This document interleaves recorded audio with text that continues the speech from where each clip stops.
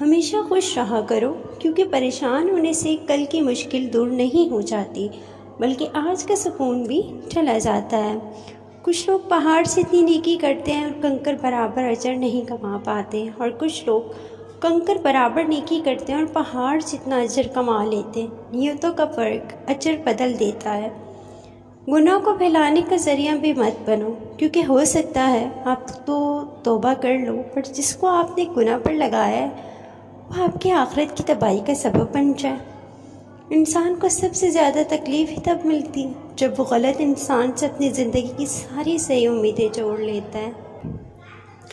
اللہ ناراض ہو کر روٹی نہیں چھینتا، سختی کی توفیق چھین لیتا ہے، اور یقین مانو یہی سب سے بڑا خسارہ ہے۔